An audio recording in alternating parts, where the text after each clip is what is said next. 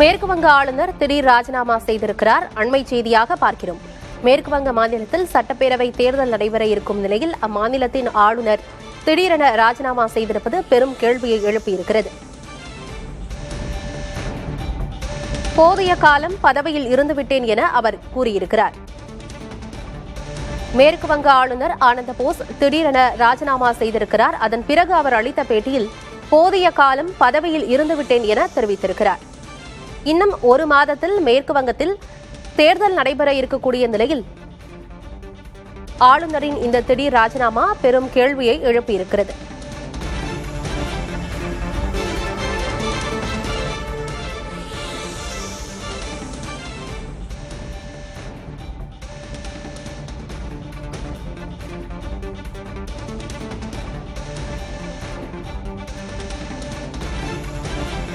முதல்வர் மம்தாவுக்கு எதிராக 2024 மான நஷ்ட வழக்கு தொடர்ந்திருந்தார் ஆளுநர் ஆனந்த போஸ்.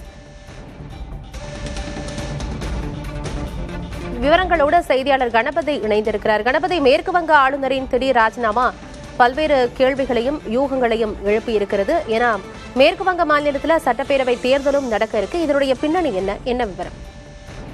மிகவும் முக்கியமாக குடியரசுத் தலைவர் திரௌபதி முர்மு மேற்கு வங்க மாநிலம் பயணம் செய்ய இருக்கிறார்.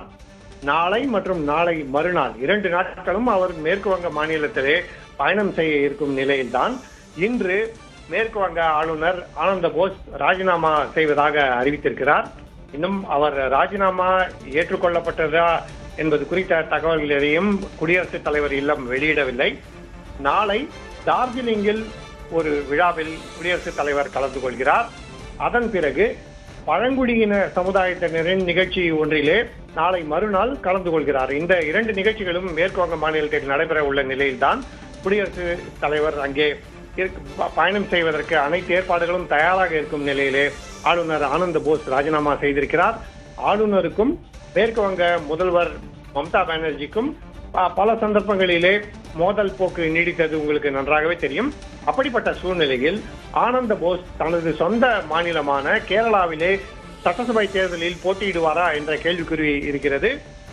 ஏனென்றால் மேற்கு வங்க மாநிலத்திலே நீங்கள் சொன்னது போல சட்டசபை தேர்தல் நடைபெற இருக்கும் நேரத்தில் கேரள மாநிலத்திலும் சட்டசபை தேர்தல் நடைபெற இருக்கிறது. ஆகவே ஒருவேளை அதற்காக அவர் ராஜினாமா செய்கிறாரா என்ற கேள்வியும் இருக்கிறது.